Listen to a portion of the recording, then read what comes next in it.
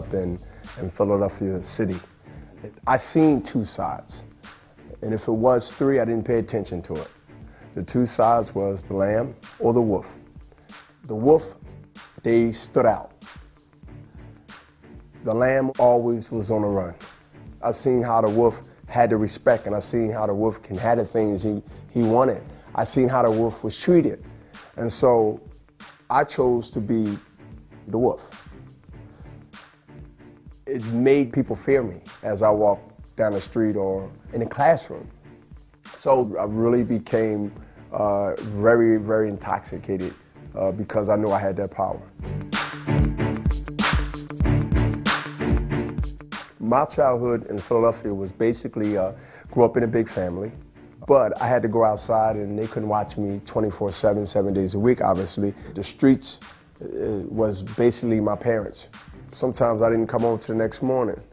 It became not really a struggle, it became I'm with the streets, and then I come in when I need some rest. So the house became sort of like a Salvation Army to me.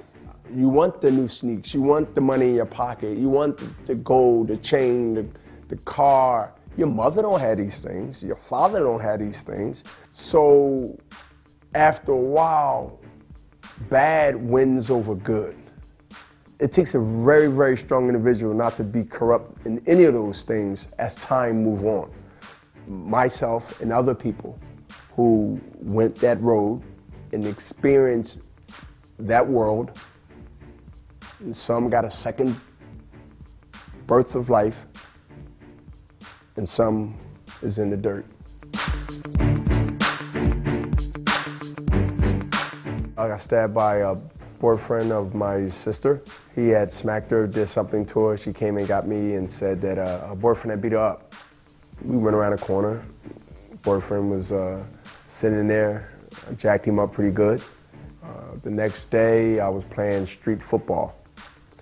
And he came up and back at me and he stabbed me with a steak knife.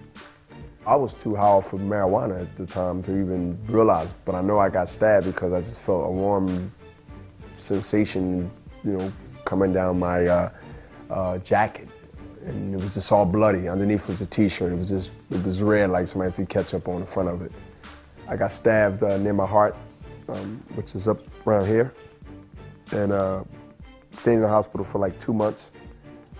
After that, it was just basically all downhill as far as the way I looked at life. Like, I really didn't care. Like, I'll do something to somebody the next day and I'll walk in front of them the next day like it never happened.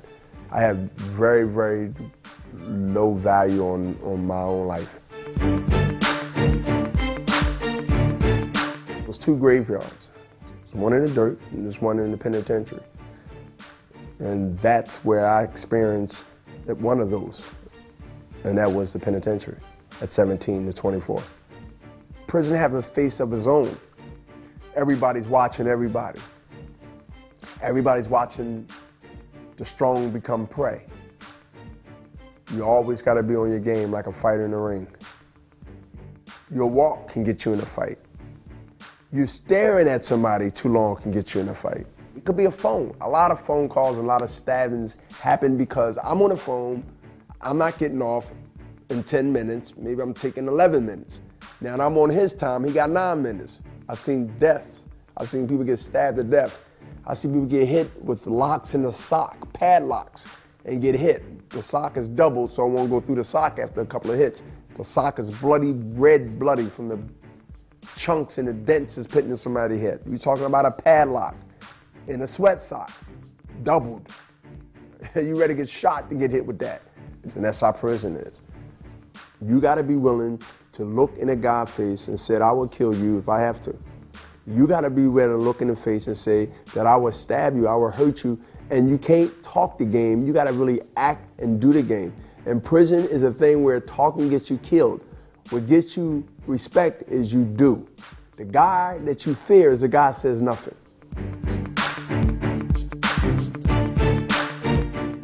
They have boxing in prison. They have boxing in prison. That there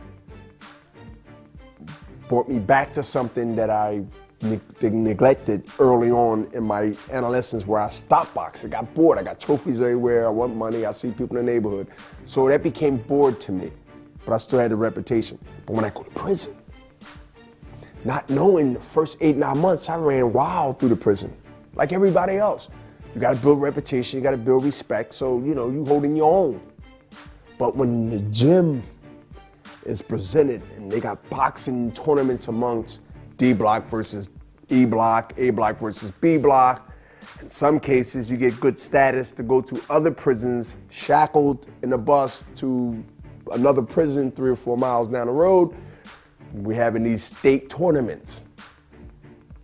And they got the headgear on and off, and they got announcer. And they got the national anthem being sang by the inmate. And they got a yard where we in the summertime. And you got a guy, an inmate, that's acting like he's Howard Cosell. It became another way for people to know, wow, that guy, he can write. And this thing became sort of like a full circle with me. Because in the streets, people knew me and they knew what I did. Now, half of that followed me, or who that, but then when I actually start physically, they start watching me and I'm running the yard and I'm training, I'm getting ready for sparring matches and then fighting other prisoners, it brought me the same respect that I had in the street. So I had killers. I had robbers. I had everybody that was in there for whatever they was in there for, whether they said they didn't do it or not. They weren't my judge. But they knew that Bernard Hopkins, yo, we got a guy that can fight on D block. You become a celebrity because I'm really a championeer. But it was the respect when somebody said, don't mess with him. You all right? You need anything? You all right, champ? That was like my meds. That was medication for me. My thing was, when I get out, I'm never coming back.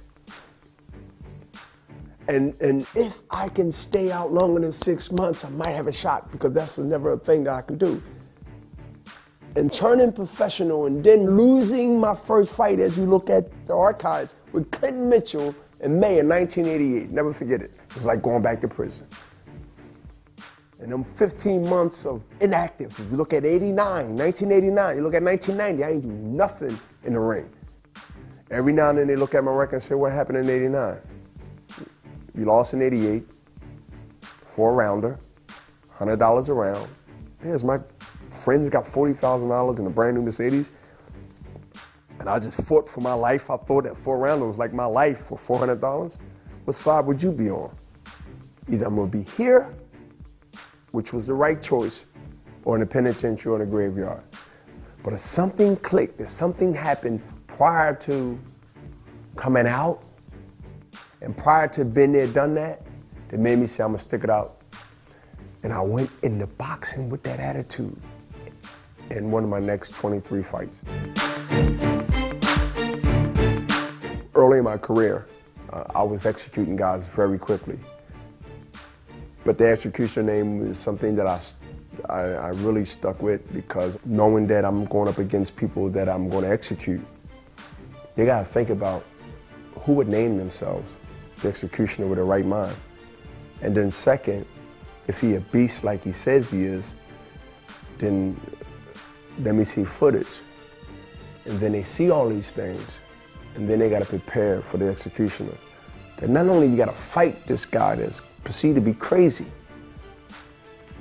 but you gotta do it in grand fashion. That's too much pressure on any guy.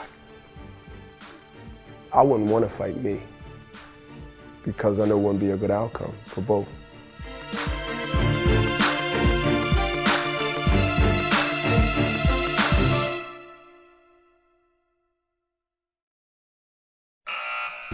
Everybody up! Cell block D, get up! Remember now, that professional boxing shit ain't gonna help you here. No refs, no rounds. You fight until somebody quits. I'm ready to fight right now. He just had a fight, he ain't had time to rest. Care, Ace. I'm sorry the way things worked out for you. He chews fighters up and he spits them out. You don't know who you're with. You take the fight to that, and he won't know what hit him. I got a feeling it's not going to be your night. We're not winning any decisions tonight. McQueen, listen. We came to have a little talk. I lost my youth. I lost my career. I lost my dream. Now what?